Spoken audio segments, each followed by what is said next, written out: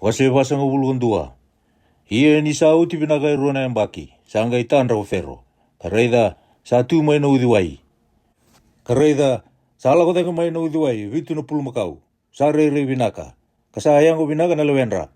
Ara sa kana wuli do. Kareida sa muri ira da mai vitu na pulu makau tani. Mai na udiwai. Sa rei da. Kasa sui votu. Ara sa tu bate ke ira na pulu makau. Ena bati ni udiwai. Ia na pulu makau sa rei da ka sui votu.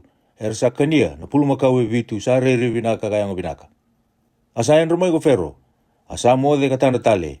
Kareida sa tumbu dake en ndua na tolo ni sila. E vitu na kena sola. Sa lelewu ka binaka. Kareida sa vitu na sola da. Kakana mate e na dangi mai na tui dake. Sa tumbu e muri. Ia na sola e vitu sa da. Sa tiloma na sola e vitu sa lelewu ka binaka. Asa en rumai ko ferro. Kareida sa tandanga. Ia ena mataka sa kinroa na lomana. Asa ta laki, kadibira kere mai na dauda kamana mai chipita. Kena tamata huku keda nga sa tiku kina. Asa tukuna be iro ko ferro na natandra. Asa senga me bagai mbali takarao be ferro. Sangga ibosa be ferro ko koya sa turanga be iro na dauda kamena. Kakaya, hausana numa indai na nungu dala. Sa dhundu ko ferro be rauna na tamata. Kambiuti au me usongo lati e nona vale na kapiteni ni valu i wakatawa. Koi ki rau kena ronda turanga na dau bababi. Ia ke rau atandra taka in dua na tandra, enan dua na bongi. Koi au ke koya. Ke rau atandra e andua, me wakana i mbali ni na tandra. Asa atiko mai kia in dua na durubou, na ipiriu. Asa ngarawa na kapiteni ni walu i wakatawa ko koya. Ia ke rau atukuna bua. Asa baka i mbali taka be ki rau na ni rau tandra. Sa baka i mbali taka be ki rau e andua me wakana ni rau tandra. Ia me wakasa baka i mbali taka be ki rau, sa e ato baka kina. Sa baka li sui au ko koea, kina nungu itawi. Kasa baka li lidi koea. Sangga itala-tala ko ferro, mela ko mai ko Josefa. Arsa kauti koea baka kusa mai, na vale mutu-muto. Asa tesi koea, kasulu maka na isulu tani, kalako ki be ferro. Asa kaya be Josefa ko ferro, au sa tandra taka in dona tandra. Asa sianga me baka mbali taka. Ia kau sa rongoda, ni ko sarawata, mo baka mbali taka, na tandra ko rongoda. Asa bosa be ferro Josefa kakaya, sa sianga be yau. Ia nakalunga e na bosa binaka be ferro. Asa kaya be Josefa ko ferro, nanunggu tandra ongo, kau atu may nambati ni udiwai. Kareida, sa lako taga may na udiwai e vitu na pulmakau. Sa yango binaka, kareira binaka. Arsa kana buli na bido. Kareida, e vitu na pulmakau tani, sa muri ira taga may. Sa sui botu. Rei dasara, kayali na lewendra. Kau sa sianga ni rei da indua na da, waka kina, ena bonu atau doko ko ichipita. Ia na pulu makau sa sui votu, kaya ngo da, sa kania na pulu makau e vitu, ka liu mai sa yango binaka. Ia nira sa kania oti, sa andre ni kilai, nira kania. Nira sa rei tiko, me waka liu. Kau anggai andra, ia kau anggai kunea, ena nongu tandra, kareida, sa tumbo e vitu na solo ni sila, ena ndua na tolona. Sa buai binaka ka lelebu. Kareida, sa tumbu da kaya mure vitu na sola. Sa malai ka lailai. E karamate, e na dangi, may natui dake. Ia na sola sa lailai. Sa tiloma na sola binaka vitu. Ia kau atukuna na kaungo be ira na dau da kamana. Sa sianga indua, sa baka madalata ka be yau. Asa kaya be ferro Josefa. Atandra i ferro sa andua nga. Sa tukuna be ferro na kalou na kasabo leka ni takaba kokoya. Apulu makau binaka e vitu sa baki e vitu. Kena solo binaka e vitu sa baki e vitu. Sa andua mbau ngana tandra. Ia na pulu makau e vitu sa sui votu kaya ngoda sa muri ira daga mai sa baki e vitu. Kena solo e vitu sa lala e kana mate e na dangi mai na tui dake e na baki ndau singa e vitu. Ngona ka kau sa kaya be ferro. Sa wakatakila be ferro na kasabo le kanita kawa na kalu. Reida. Ena lako mai e vitu na baki boka leo sara, ena bunu atu doko ko ichipita. Ia, ena gayado e mure e vitu na baki ndau singa. Ia na sau tu kede, ena ngui leda, ena bonua ko ichipita. Ni saka nia na bonua na ndau singa. Ia, ena senga ni kilai na sau tu ena bonua. Ena buku ni ndau singa ko ya sa mure mai. Ina kare re baki sara. Ia ni sa wakarua be ferro na tandra. Saka ni sa wakataunde itaka na kalu. Ia, sana senga ni ninde, ena gaya boka lor na kalu. O koe ngo mengara manta ko ferro, endo na tamata alo matua ko buku. Kalisia melewana bonua ko ichipita. Melisia ko ferro, E so na mata ni vanua me lawana vanua. Ka kumuna ni kalima ene vanua ko ichipita. Ene veam baki baka leo e vitu. Ia mera kumuna bate na kakana ke tenga ene veam baki binaka. Sa mera mai. Kambinia na sila me lawa ko ferro. Kamera maruru e telanga na kakana ene vei koro. Ia na kakana ko ya ena mani nitaki. Me kena na vanua ena veam baki ndausinga e vitu. Ena aldo ena vanua ko ichipita. Kame kakua ni kaumboko na vanua ena dausinga. Asa vinaka vei ferro na kaungo. Ka vei ira ke tenga na no tamata. Asa ka vei ira na no tamata ko ferro. Enda na kune li endua vakaungo. A tamata sa tiko buana alo ni kalou. Asa ka vei Joseph ko ferro. Ni sa vakatakila vei iko na kalou na ka ke tenga ongo. Sa senga endua sa alo matua ka buku. Me wakataki iko. Ona turanga ina nungu vale. Ia ko ira na nungu tamata ke tenga. Era na voro rongo kina nungu bosa. Ena itiko vakaturanga ndundua nga. Kauna levu dake vei iko. Sa kai tale vi Joseph ko ferro. Reida. Kau sale si iko malewana vunua tuto ko ichipita. Asa lubata na nona mama ko ferro maina lingana. Kantaramaka kinalinga Joseph. Kawaka isulu tegi koya. Ena line ni matailalai. Kawaka umbena ena suni tonto kola. Asa waka punto ki koya. Kina ikarua ni nona ngingi waka turanga. Arasa kaji waka woli ya matana. Mai dhubo manda. Asa lisi koya melewana vunua tuto ko ichipita. Asa kabe Joseph ko ferro. Ko iau ko ferro. Ia ena senga na tamata. Me awalata na lingana. Sena yawana ena vunua tuto ko ichipita. Ya waka ko sa senga ni lewa mantakina. Asa waka ni Joseph ko ferro. Me sabe nada panea. Asa suli asa nada bua me otina. Ko koya na lube Potifera. Na mbete maioni. Asa lago buliani o Joseph. Kina be sana ke tenga ma ichipita. Asa tulu sanga bulu na mbagi Joseph ni sa tu ena mate i ferro na tu ichipita. Asa lago tani ena mate i ferro Joseph. Kalago buliani ena be sana ke tenga ma ichipita. Ia ena mbaki wakalewe vitu sa bua binaka. Wakalewe sara na vanua. Asa kumuna bate na kakana ke tenga ena mbaki vitu. Sa tu ena vanua ko ichipita. Kambinia na kakana ena vei koro. Kakana ni vei were sa bulita indo na koro. Sambinia ko koya ena koro koya. Asambinia na sila ko Joseph me bakana nuku me matasawa na kali usara. Kangai sianga ni wili katiko. Ni sa sianga ni wili rawa. Asa sudu ele rua na lubi Joseph ero tangani ni sembera na vei ambaki ni ndausinga. Sabo sudu mo wasinada na lubi Potifera na bete maioni. Asa bakotoka ko Joseph na yada ni ulumutua ko manasa. Kakaya isa baka dora na kalou me ungila daba na nungu wada kedenga. Kena leo ni vale kede itamangu. Asa baka dana ni karua ko iferemi. Kakaya isa baka dora na kalou me upaka wakawa ena bonua ni nungu rawa. Asa uti na mbaki baka leo e vitu ena bonua ko chipita. Asa tege bune ve mbaki ndausinga. Me baka kakaya ko Joseph. Asa kania na be bonua kedenga na ndausinga. Ia sa tiko na kakana ena bonua todo ko chipita. Ia ni sa veka na sara na bonua todo ko ichipita. Ersanga itangi be ferro na tamata me soli kenra. Asa ka be ira na kai chipita kedenga ko ferro. Do la ko be Joseph. Ia na kasa ka be ke mundo do da kaba. Asa tigo na dausinga na bonua todo ko. Asa ndolawa na lolo kedenga ko Joseph. Ka boli taki sila be ira na kai chipita. Asa ngumatua mai na dausinga na bonua ko ichipita. Asa la ko mai ki chipita be Joseph na leo ni bonua kedenga me boli sila. Isa ngumatua na dausinga ena be bonua kedenga. Wase ulgarua. Nisa kila ko kope sa tiko na sila mai chipita. Sa kai ko kope be ira na lubena. Ada bandau sabi rei ditukina. Sa kai talanga ko koya. Reida. Kau sarongo da sa tiko na sila mai chipita. Daula ko sumukina. Kau ulia na kenda mai kia. Mandambula nga kasyanga ni mati. Arsala usong buna tua kay Joseph ay letini. Me boli sila mai chipita. Ia ko pini chamini na tedi Joseph sa sianga ni talabata kena tua kana o kope. Ni sa kai ko koya. Dia do bikoya indona da.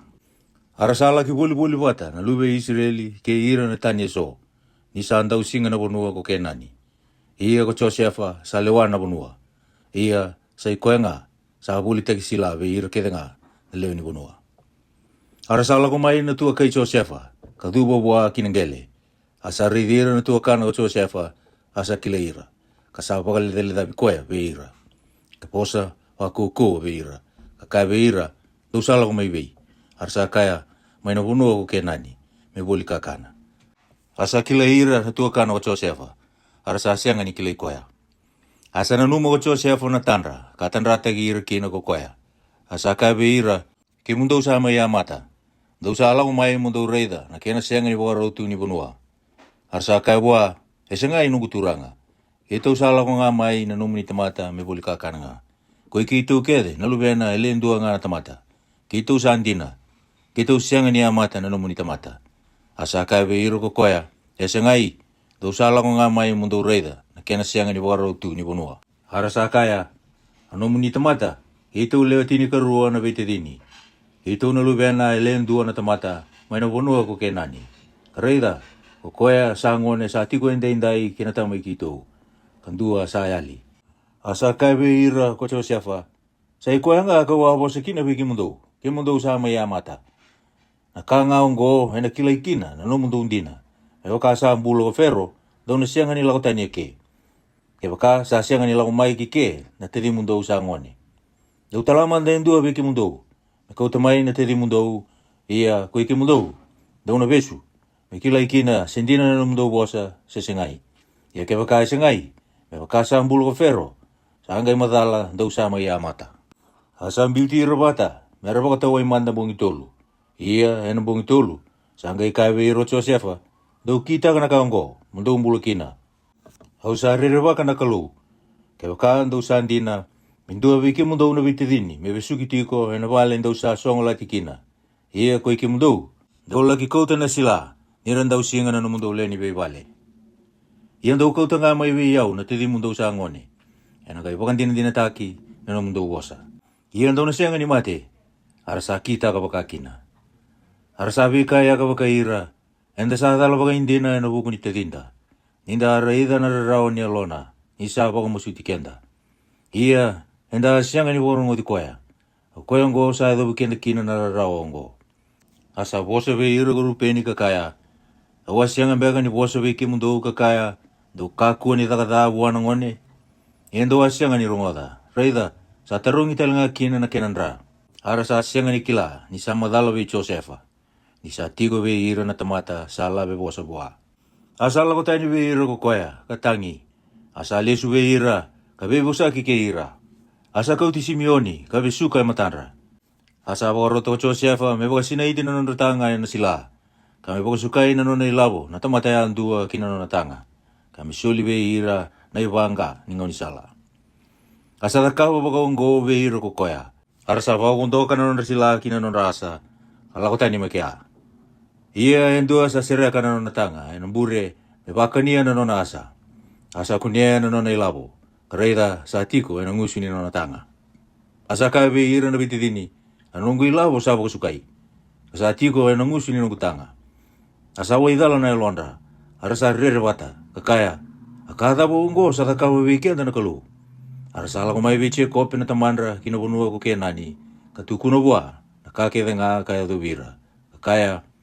Kukoya na tamate sa turangan ni bunua. Sa bosa waku ko wikito. Kakaya ni kito sa bagarita bagada na bunua. Ikito wakaya buwa.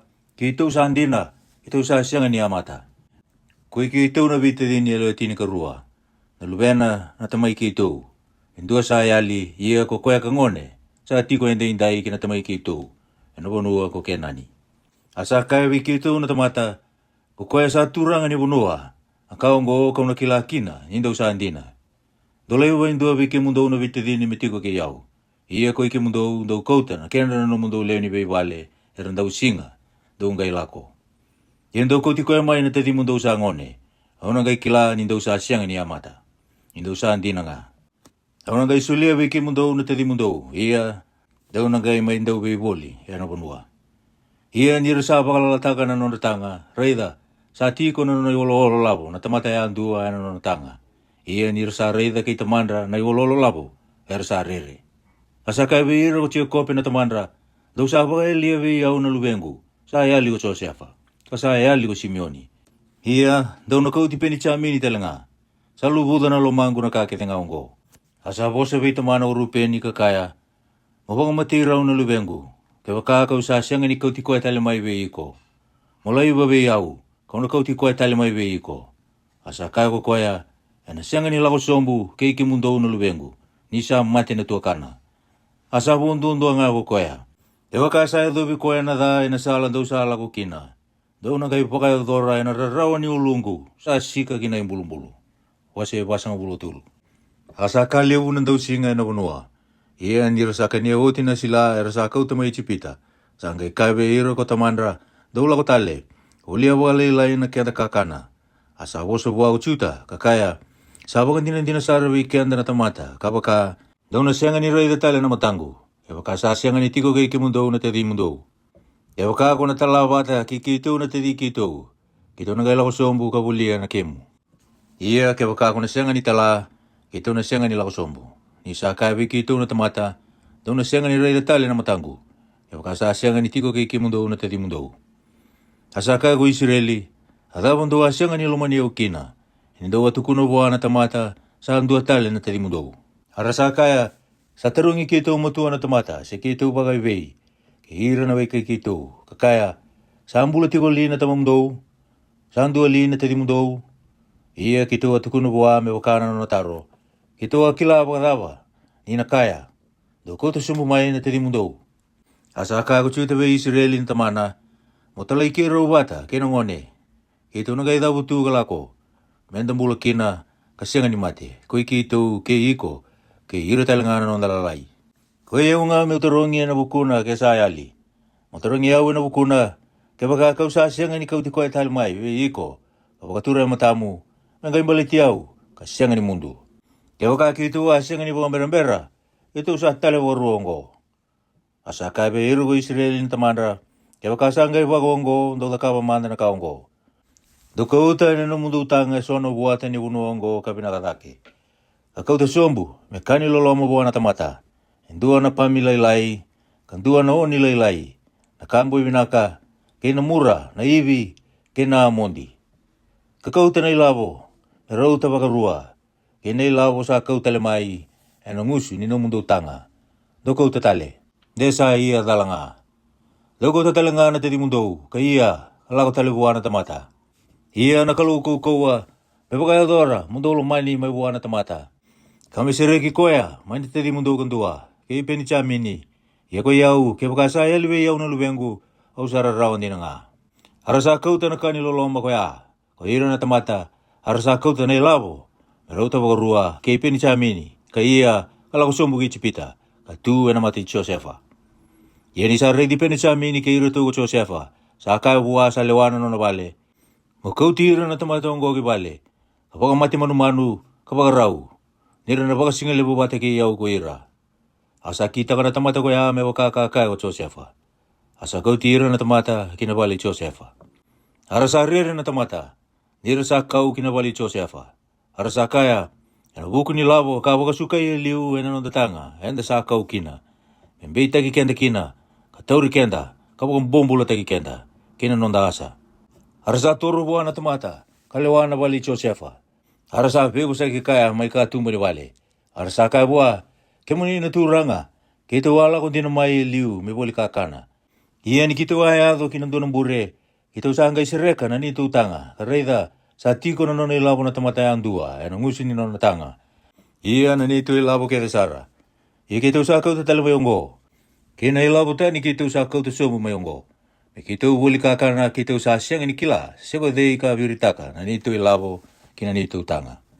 Asa kabe iro ko koya, dobo ka dingo nga, kakuni rere, ano mundo kalou, ko koya sa ano na kalou na tama mundo talinga. Sa sulia beki mundo na yau, ano mundo utanga. Kau ataura, ano mundo ilabo. Asa kau ti Simeon ni mai kita utumba, kibe ira. Iya na tamata koya, sa kau tira na tamata kinabali Josefa. Kasulia na wai, harsa buaya na abandra. Asa apa kaniya ko koya na norasa. Harsa apa karutaka na kanilo loma, kawara ki Josefa, mela ko mai na singalebu. Nira sarong oda, na kana mai kia. Ia ni sa ala ko mai ki bali ko Josefa, sa kau to bua, na kanilo loma sa tu beira. Harsa dubo bua kinangele. Asa terong ira, sera binakatiko. Asa kaya, sa binakatiko na tamamundou, kukoya ng gasin doa ko sa kina. Sa ambulatiko sa sangay. Harsa kaya, nanumuni tamata na tamay kito, sa binakanga, sa ambulatiko. Harsa poro-oro ko kaduba. Asa tatake, karay di penisa mini na tadina. Lubi tinana, asa kaya, Ngo mbeka na te dimundou sa ngone, ko koea do awosa kina be yau. Sa ka talanga, me alolo mana kalau ki be iko na lubengu. Ia saya wala na lona, ena lo loma buana te dina, ka sa kusara o Josefa, ka sa ngara na tikina, me tangi kina. Asa duruma na nona wale ni mode, ka tangi kina. Sa ngai tabo ena matana, ka duruyani. Ka kino di koea, ka kaya, do todo mai na mangiti. Arasa todo wa wakai koea, ve ira talanga wakai ira. Ve ira talanga na kai chipita era kana wata kaya wakai ira. Nisa ndende mera kana wata na kai chipita ke ira na ipiriu. Nisa kaba kasi silongori, ve ira na kai chipita. Arasa tiko e matana, sa tiko e liu ko koea sa ulu matua. Asa murisara ko koea sa ngoni. Arasa beba kurumbu itake wakai ira ko ira na tamata. Asa kau yani mai bua na kenra wota-wota. Ia na wota-wota kei peni chami ni sa lebu take. Kapaka 5 na kenra andua. Arsa ngunu bata kaya karamarau. Wase wasang bulu ba. Asa pagarota na tamata kalewana nona vale o Josefa. Kapaka mawasinaita na nona tanga na tamata na kakana. Mebakana na kaya rakautarawa. Kaviritaka na nona ilawo na tamata andua kinangusu ni nona tanga. Kinamengumbilo, nambilo siliba. Mobiritaka kinangusu ni nona tanga sa ngoni. Kene ilabo ni nona sila. Asa takabo ko koe me bakasa kaya o Josefa. Ni sa kinda na mataka, ersa talayani na tamata, kina non rasa. Nirisa lako tani na koro, kasasiyanga ni wakayawa. Sa kaya ko Josefa buwan na tamata kalewana nona bale. Mo iya, mamuri ira na tamata. Iya hindi ko sabaw di ira, mungkay kaya ba ira. Adabon daw sa aso makina na binaka na da. Sasiyanga mbeka ongo sa ngunu may kina na nung kuturanga, kina ka sa akila ka kina. Daw sa kada, ina kaan daw sa kaba. Asa bau di ira ko koya, ka wosa taga be ira na wosa ongo. Arasa ka bua, adabo sa wosa taga kina na nung kuturanga na wosa ongo. Mea wasara be ira na numuni tamata, bikita ka na kawa kongori. Reida, na ilabo kito aku nea na ngusini na ito tanga, kito aku tatali mai ki be kimuni, may na wonua ko kenani. Kito nangay muta ko adabagadawa, na siliwa, seno kula, may na wali ni numuni turanga.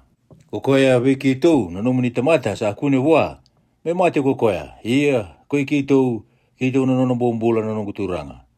Asa kaya kokoya, me wakamandanga na numundo wosa, kokoya sa akune wa na nungu bombula, iya koi kimundo dono siyang ni dala. Arasa kusarawa, katulo sombo kinanggela ko ira na tamata ya andua na nono tanga, kasira kaya andua na nono tanga. Asa pakasangara kokoya, sa pakatigabu buwa sa angkase, kapakautia be koya sa ngone. Asa kuni ng bilo na tanga ipeni chamini. Arsa andri suka na risulu. Kapag mundoka na tamatay ang dua na tanga. Kinanon asa. Kalesu kinakoro.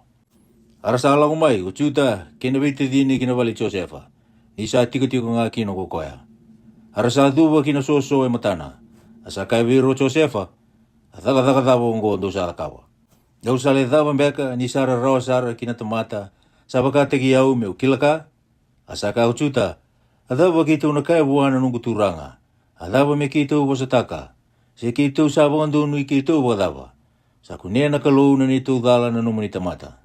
Reda, koi kito sa ano ng buong bulan na nung kuturanga. Koi kito, kay kuya sa kunya buwan ng bilo. Asa kaya ko kuya, may awasarbi yaw may takataka pa kongori. At amata sa kunya buwan ng bilo, ko kuya nga, ano nung buong bula.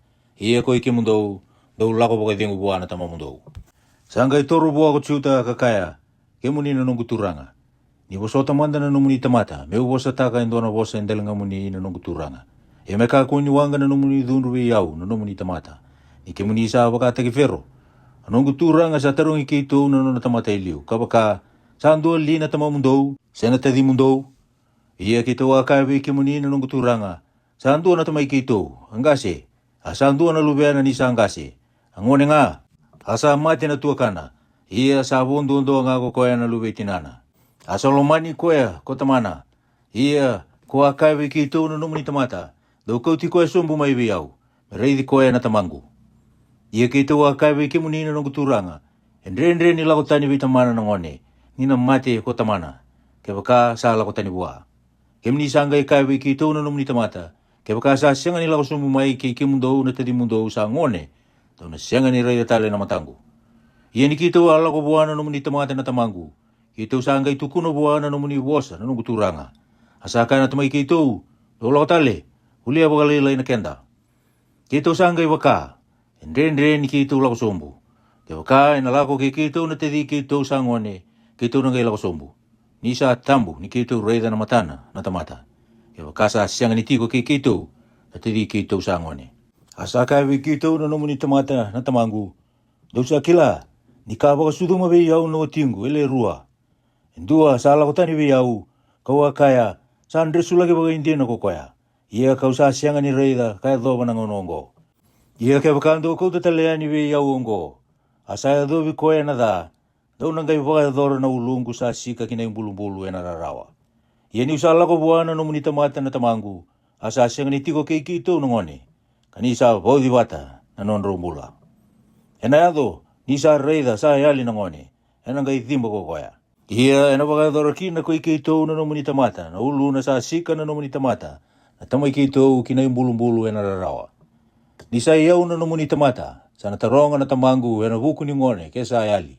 Ni usa kai bua, ke wa kau sa sianga ni kau tiko e tale mai be iko, monga imbeita ki iau kina na tamangu, ka tawa mundu. Iongo me uti kumanda na no muni tamata, me susomi ke nongone, me no muni mbombula na no kuturanga. Ia me lako dhake nongone, ke ira na tuakana. Ni una lako dhake pakadaba, vei tamangu, ni sa sianga ni tiko ke iau nongone. Di ureida na kada, ena dhobi koe na tamangu. Wasi ulu lima. Sanga isenga ni kino di koe rao tiko ko Josefa, ena matandra era tu batakaya. Asa akadi, mera lako tani vei iau kitumba, na tamata ke denga. Asa sianga en dua sa tiko batakaya. Ni sa tukuni koe ko Josefa vei ira na vei tedini. Asa tambalaka na tangi ko koea. Arasa rongoda na kai chipita. Kasa rongoda na leuni vale fero.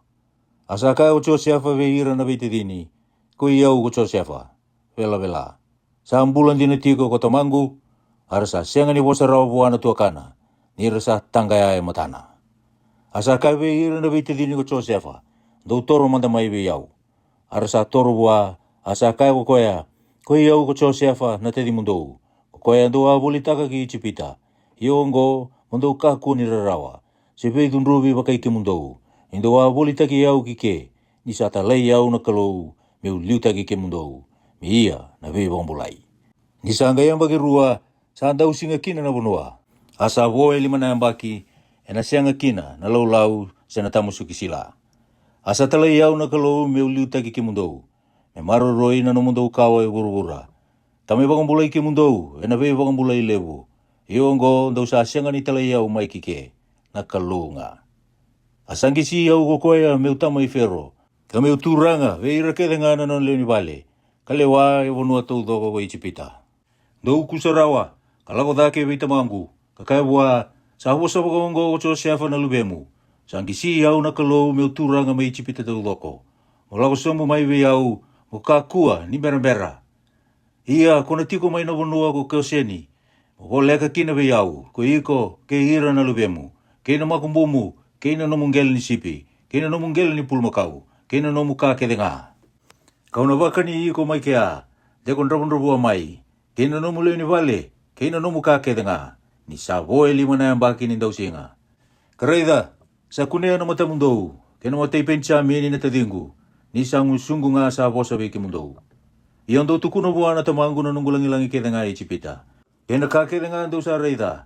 Ia ndau kusarawa, kakau te sombu mai kike na tamangu. Asa mokuti penichamini na tadina, katangi, asa tangi talanga ko penichamini. Asa ringudi ira na tuakana ke denga, katangi da gira. Kasa oti, ersanga ibebo sa kikaya, na vei tuakani. Asa rongo kinabali fero, na kena rongo. Kasa kay naki, ersala kumay na tuwa kay Josefa. Asabi naka vei fero, ke ira na tamata. Asa kay vei Josefa ko fero, mo kay vei ira na kamu, mundo kita ka ongo. Do bondo ka na ka kina no mundo manu, kalako kina honua ko ke nani. Kakau tikoe na tama mundo, kina no mundo leo ni vei vale, kalako mai vei au. Kono sulia vei ke mundo na binaka ni bonua ko ichipita. Ia ndo na kania na kena binaka ni bonua. Sangay tau vei ke mundo na ibagaro, do da kabaka.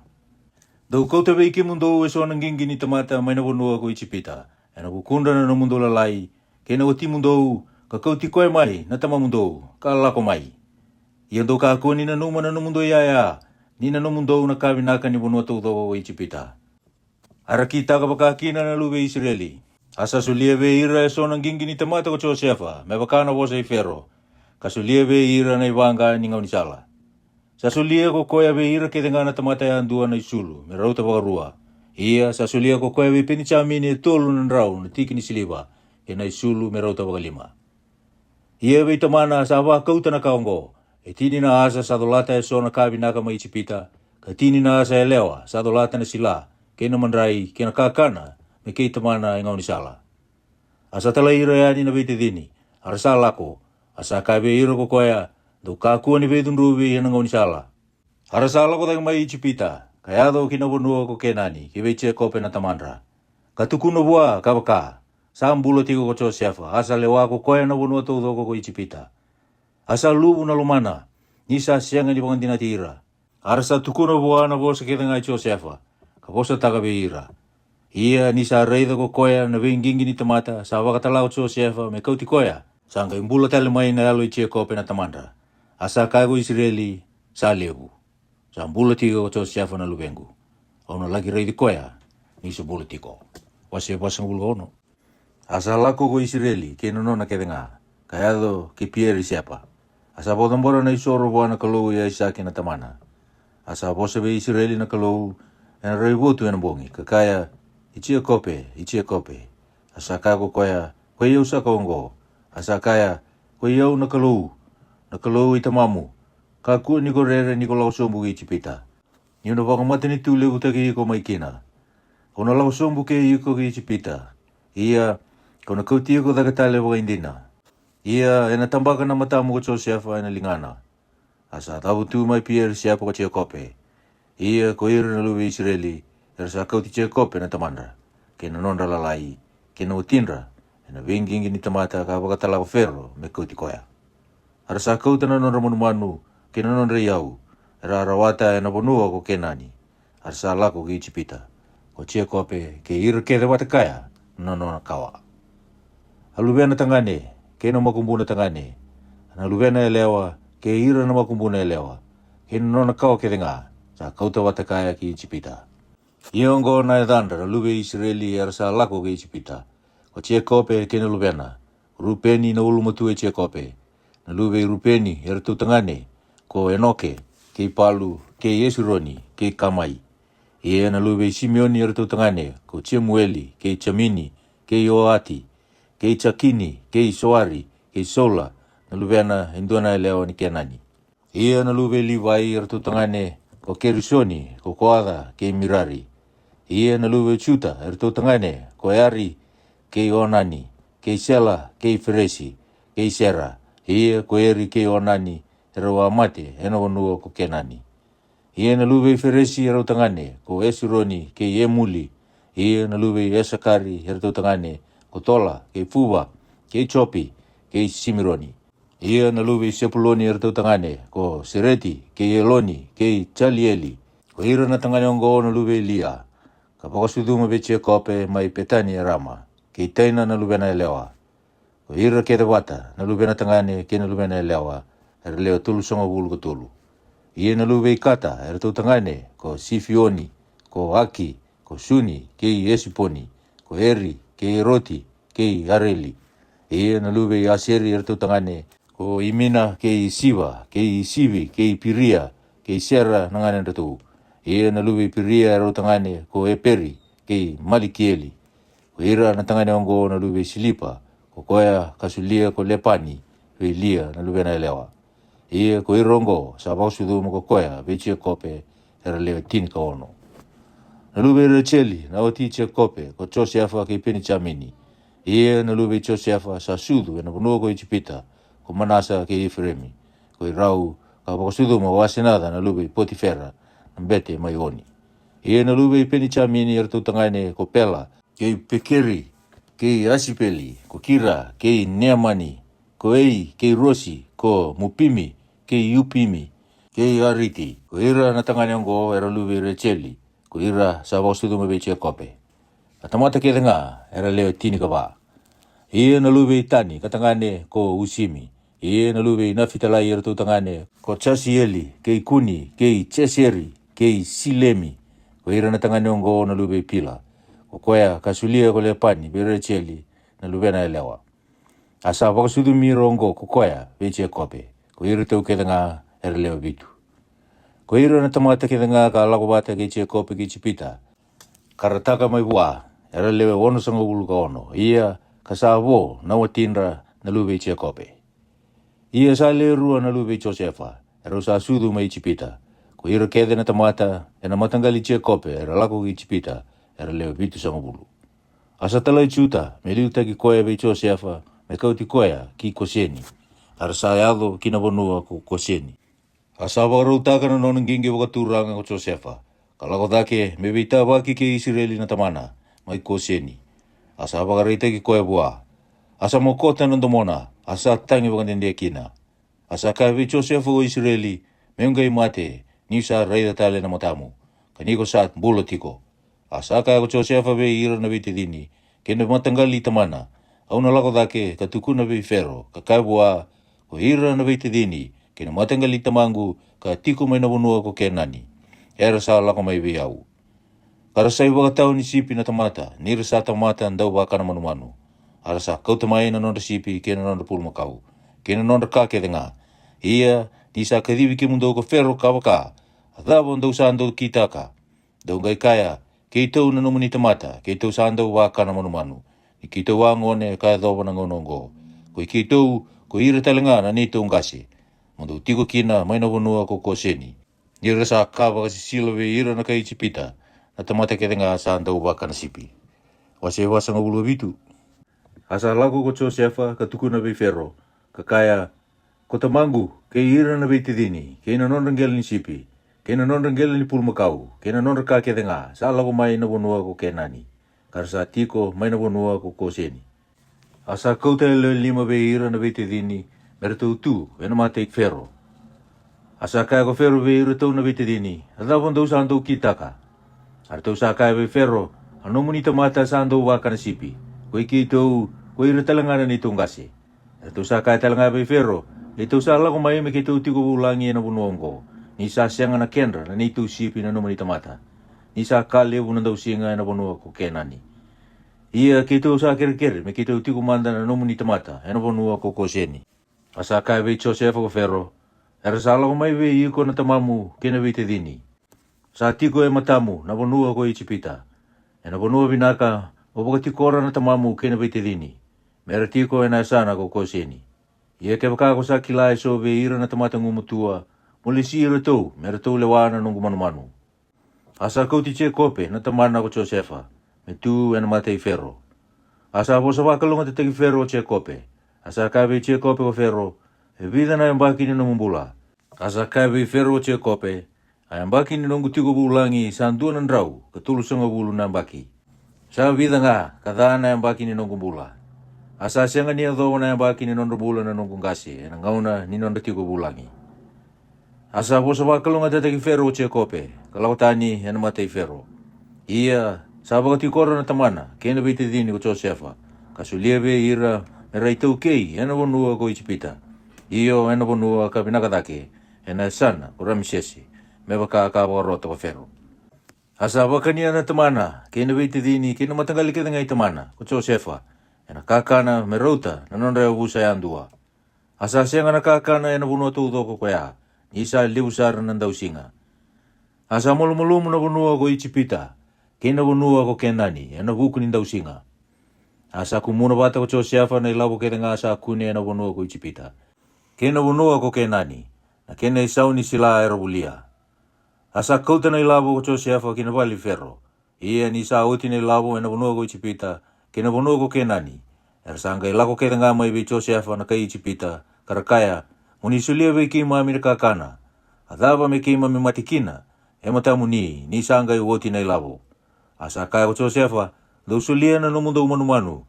Ia, kau na sulia be ki mundo me kena isau ni no mundo umanu. Kesa uti na ilabo.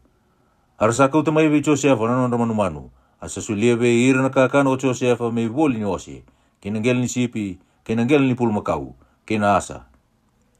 Asa bakani ira na kakana na baki koya, me kene woli inono monu kerenga. Ia ni sauti na baki koya, era sala kumai bi koya, ena kene kerua ni baki. Arsa kai wa, keima mina senga ni bunia bua na nima mituranga, ni sauti na nima milabo. Asa nona na nima mituranga, na nima mingele ni manu. Sa senga na kasa abo, e mate ni nima mituranga. E angu i keima minga, kena nima mi bonua. Mi keima mi mate bokatava, e mata muni, ko i keima mi, kena nima mi bonua. Muni buli keima mi, kena nima mi bonua e na kakana. Keima mi nangai nona tamate ko ferro. E na nona talangana nima mi bonua. Ia, muni sulia na sila mi keima mi tea. Mi keima mi bula, kakaku ni mate. Tame kaku ni lala na bonua. Asa bulia ko Josefa na bonua tu doko ko ichipita mene ferro. Nira sa politaka na kai ichipita na tamate andua na nono vere. Ni sa kali buti ube ira na dausinga. Kasanga ina i ferro na bonua. Ia, ko ira na tamata. Sa tu kita gira ko koea, kina bi koro. Mena yala ki ichipita indua, kaya doba na kene kandua. Anondra bonua nga na bete sa siang ni bulia ko koea. Ni sa bota ko ferro indua na kenre bota na bete. Arsaka nia tigo na bota, ka bota be iro ko ferro. O koea, era siang ni bolitaka kina na nondra bonua. Asaka be ira na tamata ko Josefa. Reida, au sa buli ke mundo ende indai. Kina na mundo bonua, mene ferro. Reida, au sa sulia be ke mundo na sila, me tei. Dona te kina na bonua. Ia ni sabua, dona sulia na kene kalima be pero. Ia, ena no mundo e ba, me te kina na be were. Me ke mundo kakana talenga. Kena kenra, na no mundo leo ni be wale. Kena kenra, na no mundo lalai. Arasa kaya, kuni sanga e wang bulai ke mami. Me ke mami kuni lolo mamanda e mate ni mami turanga. Ke mami nangai tamata e fero. Asa waka turongo ko Josefa me kene ilisi tiko, ena bonua ko ichipita, kaya doba na ngonongo. Kame nei ferro na kene kalima, ia na nondra bonua duandua ngana bete, sa sianga niado me nei ferro. Asa tiko ko Israeli ena bonua ko ichipita, ena sana ko koseni. Arsa itau keikina, karatumbu, kaleo bunga saramai. Asa ambula ko Chekope kaya mbaki tini ka vitu, ena bonua ko ichipita. Ia na mbaki kere ngasa ambula kina ko Chekope, sa andunan rau ka basa nga bulu ka vitu na mbaki. Asa toro mai na ngauna, me mati kina ko Israeli.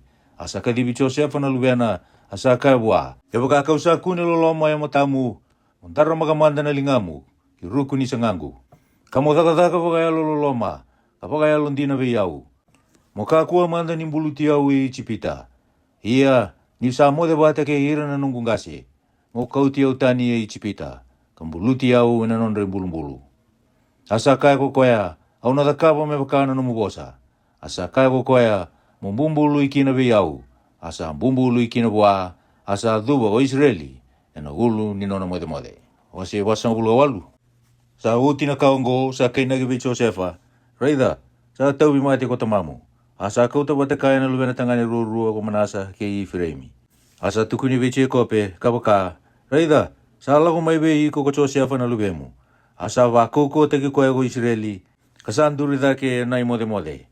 Asa kaya be Josefa ko Chekope, nakalu kau asa rei be yau mai lusa, mai na bonua ko kenani. Asa bosawa kalunga tataki yau. Asa kaya be yau, Reida, au na baka tumbura na no mukawa, kapaka leo bunga taki iko. Kapaka tumburi iko muni mateni tu e bunga. Kau na sulia talangana bonua ngo be hira na no mukawa, mera tau kena katau mundu. Ia na lube mutangani rurongo e roa sudu e liu e na bonua ko ichipita. Ni se mbera ni lako mai be iko ki ichipita.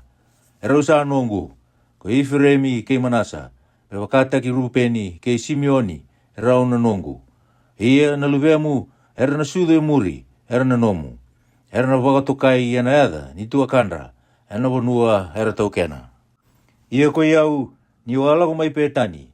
Sa mate e tikiungu e ngau ni sala ko recheli, e na bonua ko kenani. Ni sa voti ko na sala meado ki e firada.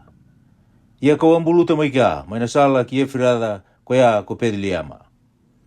Asa rei rau na luwe Josefa ko Israeli, asa kaya ko dei ko i rawango. Asa kaya vitamana ko Josefa, e rau sa luwengu, sa sulia be yau na kaluwe ke. Asa kaya ko koya, mo kauti rau mada mai ki be yau. Meu bosa wakalunga tataki rau. Asa rei wakadana mate Israeli ni sa angkasi, sa senga ni rei binakarawa. Arau sa kau boleh ka bua, asa rengudi rau ko koya kamu kauti rau. Asa kaya be Josefa ko Israeli, kau asenga ni nanuma meu rei dana matamu. Ia, Sa bakareita ka talangana no mukawa, be au na kalou. Asa kau tirau ko Josefa may namali o ninduruna. Asa bakaduwa na matana, kinanggele. Asa tumberi rau ruo ko Josefa, ko Efremi, enalingana matau, Endoni analingay mawi Israeli, ki Manasa analingay mawi Endoni analingay matau Israeli. Kau to wala ka buwa. Asa tonto ka nalingana matau ko Israeli, katambaka na ulo Efremi, ko koya ka ngone, kinalingana mawi kinauli Manasa. Ia sa kita ko ngo ni sa kila, ni sa ulmotu ko Manasa. Asa bosa ba kalungat na ki Josefa, kakaya nakalou, ko koya erondo lako boli matana na tamangu. Kaya parama kay Isake, nakalou ka ba kaniyau niwa ngone ka dobo na singongo. Nangilose ka ba kambula yau, may nadake denga, me ba kalungat na tekiraw ng ngone. Ia me toka be raw na dangu, kena dan raw na tamangu, kaya parama kay Isake. Erau tumbu talanga merau leo bongkasara e burubura. Ia ni sa rei ko Josefa sa tambaka na ulu Efremi na lingay matau. Sa siyang ni binakata. Asa labeta na lingay tamana e kautamay na ulu Efremi kina ulu Manasa. Asa kabi tamana ko Josefa me kakuin ni bakoya na tamangu. Ni sa ulu matua ko koyongo. Mutabaka na ulu na ani lingay mo matau. Asa ambes ko tamana kakaya au kila na lubengu au kila. Ena yato talanga ko koya me abusa, kana lebu talanga ko koya. Ia sandina ena lebu daga buana tedina. Ina yato na nakawa me matini tue bunga. Asa bosa ba kalunga tatekirau ena singa koya. Kakaya ena dabuti ke mundraw yan dua ko ira na Israeli nira ia na bosa ni ba kalunga tataki. Arna kaya mengisi ko na kalou motau bata ke Efremi kawakata ki Manasa.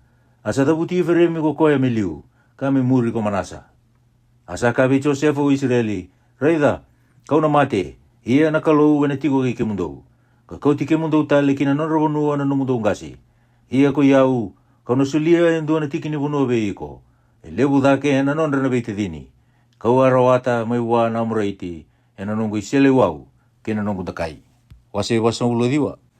Asa kadibi ira na lubena tangani ko Chekope, kakaya, dau songo ni wata, me tukuna wiki mundo na ka ena do wiki mundo ena ngono may muri. Dau songo ni wata mai, kaporo rongo ki mundo na lubi Chekope, iya, dau rongo di Israeli na tama mundo. Dirupeni, ko iko na nongo ulu matua, na nongo nganga. Kena bakati ubu ni nongo kaukawa. Sa uo sibi na bakaturanga, ka uo sibi na kaukawa. Sa sianga ni taro bibakana wai, kako na sianga ni uo sibi dake. Ena buku ni ko andabo ena imode itamamu. Ko ang kay bakasilataka. Sanda bora ko koya na nunggu indao-ndao. Raw ite din ni ko Simeon ni kay Levi. Ay rangi ni raw-raw na non raw isele wow. Na longu makaku ni bosa bata kay raw. Makaku ni tiko bata kay na non raw songo-songo na nunggu langi-langi. Ni raw abang mate na tamata na non raw dunru. Katula ru ataka na pulmakau na non raw lomanga. Medunru na non raw dunru ni sa kau-kawa. Kena non raw dunru wanga-wanga. Ni santa ubi turi sa utaki. Au na tawa si rau, e Chekope. Kaldu imbimbi ti rau, he Israeli. Ichuta, ko iko, ena baka bina kakina na veite dini. Elingamu, ena taura na tomondra, na nomu meda. Era na duba be iko, na lube tamamu. Lube ni layuoni ko chuta. Ko sa lako dake, na lubengu, ni ko rawana kemu. Sa duba ko koya, sa koto me bakana layuoni. Ia, kawakana layuoni elewa, ko dei me baka dunruya. Ena sianga ni lako tani be chuta na itiko-tiko baka turanga. Ena turanga ni lawa may be ira na nakawa. Kamela ko mandamay ko sa ilo. Kokoya, era na talay raw kina na be matanggali. Ena no kata kokoya na no naasa kina boy ni. Ena no nalube ni asa, kina boy ni tali. Ena saba na no itutubi ena boy ni. Kina no na isulu, ena nrai ni buoni boy ni. Ena damu-damu na matana ena boy ni. Kabula-bula na batina, ena boy ni sulu. Ko se puloni, ena tiko mana tomba, mai waitui. Ia ena tiko kokoya mana kele-kele ni wanga. Ia ena dobi sa ito ni nanone yala-yala. Ko esikari, na asa kaukawa, sa koto sombu ena madao ni mbai ni sipi. Asa kunia kokoya, ni sabi naka na idengu-dengu. Ni sa ka me marau taki na konua. Asa sulia na tambana me dolo-dola. Asa andau sauta, kina no na itabi daka-daka. Ko tani, ena lewa hira na no tamata. Ewa kain dua be ira na matanggali Israeli. Ko tani enang dua na ngata, enang bati ni sala. Ang ngata dau kata, enang bati ni salatu. Sakatia na buku-buku ni abu ni wasi. Alu tu kina kira ko koya sabon toka. Au sawara kana bula mai be kimuni chiawa. Ko kata ena ngumutu manda bua indua na mate walu. Ye muri ena ngumutu ko koya. Ko asiri ena uru na mangiti maina nona bonua. Ena buat taka ko koya na kakana bina ko turanga. Na fitalai sa me kila kata sere. Sa tukuna ko koya na wosa me mara utaki. Ko Josefa sa tamba ni kaundo bua. Iyo na tamba ni kaundo bua ena mbati ni mati ni wai. Sa salabo na del ni bai batu na tambana. Arasando bagararo teki koya na do babana. Kabana karasangai koya. Ia sa kauko tiko ngana nona takai. Asa ba kauko taki na tamba ni lingana. Ena lingana na kauko i chekope. Sabu mai kina na ibakatawa. Na hulu batu Israeli. Iyo, may nakalu itamamu. O koya, ena buke iko. O koya sa kauko talanga. Kana wakalu nga tatagi iko. Ena ka ni be wakalu nga tataki may lomalang ya taki. Kina ka ni be wakalu nga tataki. May nawunu at itumbuera. Kina ka ni be wakalu nga tataki ni sudu. Kina kete. Na bosa ni be wakalu nga tataki tamamu. Sa libu dake. Ena ka ni be wakalu nga tataki ni nungkungase. Kaya dobo na we ulu ni bunua. Senga ni watirawa. Ena tauda na ulu i Josefa. Kena burande lai koya, kata wase mai be ira na tua kana. Kupeni chamini, ena ndau kata me bakana olifa. Ena kania ena mataka na kena, sarawa. Kana wota ena kabi, na itoki. Kuira kede nga ongo na matangali Israeli, etini karua. Iyo ongo na kasa bosa taka be ira ko tamandra. Nisa bosa bakalunga tatakira. Sa bosa bakalunga tatakira ang dua me bakana ka, erandui kalunga takina. Asa pagaruti ira, kakabe ira. Au sana toki ani kibe ira na kainongo. Dombulu tiau, ke ira na tamangu enang karabatu. Maina tiki ni bonua ne Efroni, na itaiti. Enang karabatu ena tiki ni bonua, kumakipila. Sando nui mamire. Maina bonua ko kenani. Kaya sabulia kaya parama. Kena tiki ni bonua. Efroni na itaiti. Menona bonua ni mbulu-mbulu. Era ambulu tia pra makina, kei sera na watina. Era ambulu tia isa kikina, kei repeka na watina. Kau ambulu tilia talenga kina. Atiki ni bonua koya, kei nangarawatu sa tu kina. Sa voli mai ve ira na iteiti. Ia ni sa wakaruti rawoti na lubena ko chekope. Sa lukiada kina yavana, kina imode-mode. Kathimba yani, asa tuki yani, ve ira na kainona. Wase 5 bulu, uti-uti ni wase na wakati kubu. Asa mokota na tamana ko Josefa, katangi daka, karimuda. Asa pagaruti ira na nona tamata, erhuni wai ko Josefa. Merapakasusonga na tamana, ena kambu binaka. Arasa pakasusongi Israeli ko ira na wuni wai. Asa oti na kenambongi wasang ulu.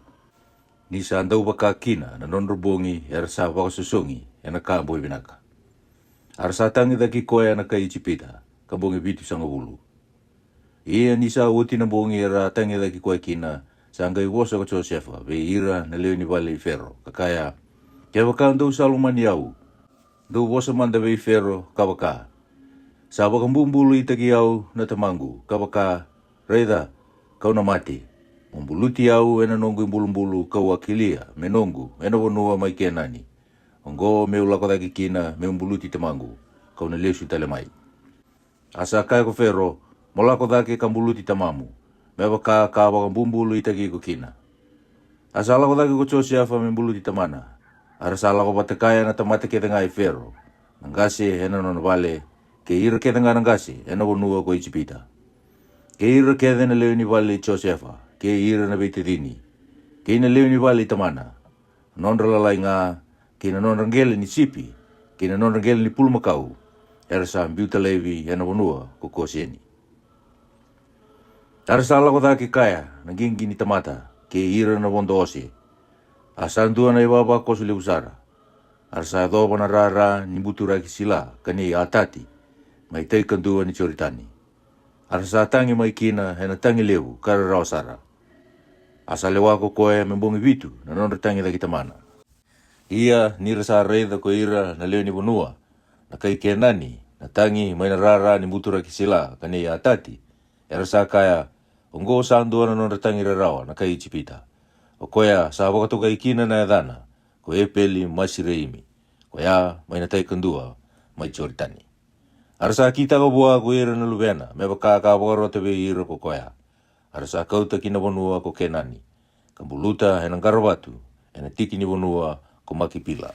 Sandunu i mamire, kabulia ko Yaparama, kina tiki ni wanua menono im bulumbulu, we Efironi, na itaiti. Ini sambulu kita mana sa lesu ki chipita ko Josefa. Ko koea ke ira na vitidini ke ira ke danga, erala ko ke kaya kina vimbulu. Ia nira sa reida na tua kai Josefa sa mati na tamandra. Ersanga ikaya, ena dati kenda beka ko Josefa, kasong masara na kada ke danga enda kita ka bua. Arasa tala indua be Josefa, me kaya, ko koea na tamamu, ni sambula tiko, sa hua rota ka kaya, do bosa bagongo be Josefa. Au masuti iko, makako manda ni saumana non rakadala, na tua kamu, kena non rei bola da, nira rakada be iko. Ia kei tau sangai masuti iko, makako ni saumana ni tau rakadala na tamata ni kalau, i tamamu. Asa tangi ko Josefa nira sa bosa bua. Arasa lako talenga na tua kana, kaduba bua. Arasa kaya, reida, ko iki tau nunumu ni tamata. Asa kaya be iro Josefa, do kako ni rere, ko iau li na kalau, ia ko iki mudou. Doa na numa wakadabe iau. Ia, sana kita na binaka na kalau. Kami bakai dora na bi wakambulai ni tamata. Eleo bunga me bakai indai. Ia ndo ka aku ni rere. Ko iau, kau na wakani ki mundou. Ke ira na no mundou lalai. Asa, wadingu ira, ka bosa bakai lololoma be ira. Asa tiko nga mai chipita ko Josefa. Kina matangali tamana.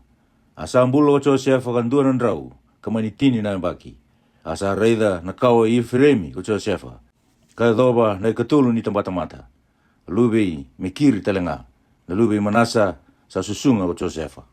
Asa kaya ira na vitidini ko Josefa. Ko iau, kau sa mate. Ia na kalau, e na telebi ke mundo baga indina. Ka kau tike mundo dakitani e na wanua ongo ki na wanua. Sa ambumbulu iki na kokoya. Ki vei Yaparama, ke ia Isake, ke Jacobe. Asa bagambumbulu ita ki ira na lubei Israeli ko Josefa. Kakaya, e na telebi ke mundo baga indina na kalau. Ia, do kau tadakatani ke na suingu. Asa dimbo Josefa ni sa anduran rau ke tini nono na embaki. Arsa baka sosonga e na kambo binaka ka kotora e loma nindua na kato mai Ejipita. Emeni.